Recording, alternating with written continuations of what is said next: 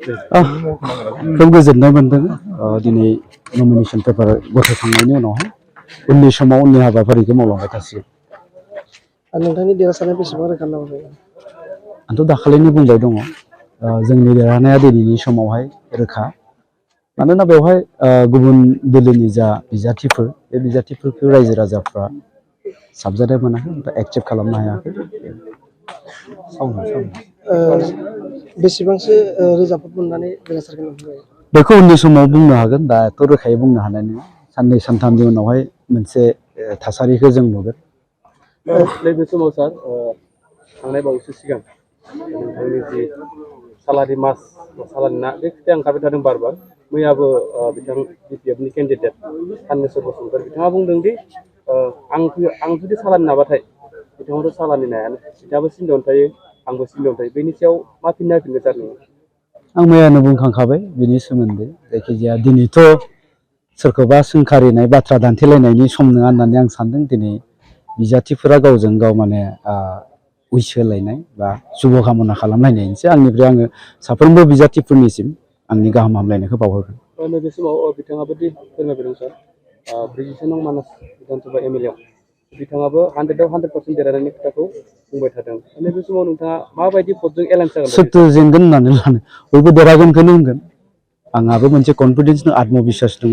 रायजो राजाफोरनि खाथियाव थांदों, रायजो राजाफोरजों रायज्लायदों। थ' बेखौ नुनानै आंहा मोनसे आत्मबिश्वास सेल्फ कनफिडेन्स दङ। थ' बिथांमोनाबो बुंगोन गावबा गावनि देरहानायखौ।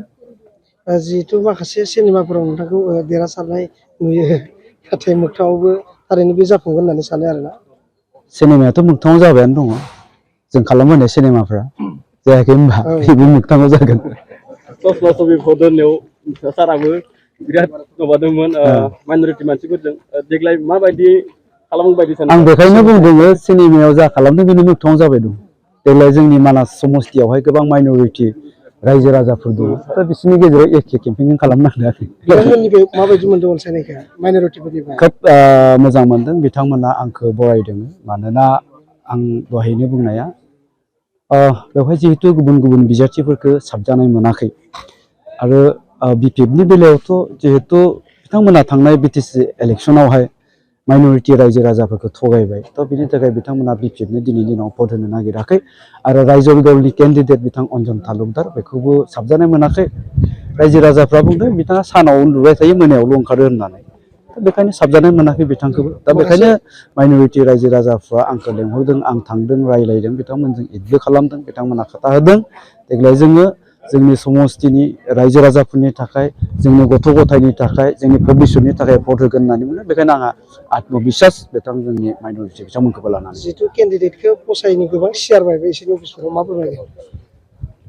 सियार बायनायखौथ' मा फोरमायलायनो गोनां दं? सियार बायनायानो गावनो फोरमायखादों नङा होमबा? थ' बिथांमोना दोलोआनो एक्सेप्ट खालामनो हायाखै। दिनै आं बारा सोंखारिया, गासिनिसिमबो आङो साफ्रोमबो बिजाथिफोरनिसिम आंनि गाहाम हामलायनायखौ बावहरगोन। जिहेतु देग्लाय बिपिआइआबो बिजाथि फसंदों मानासनिफ्राय बे मायबाफोर गोहोम खोख्लैगोन नामा? पिपिआइखौ गांबेसे मोनगोन होननानै सानदों?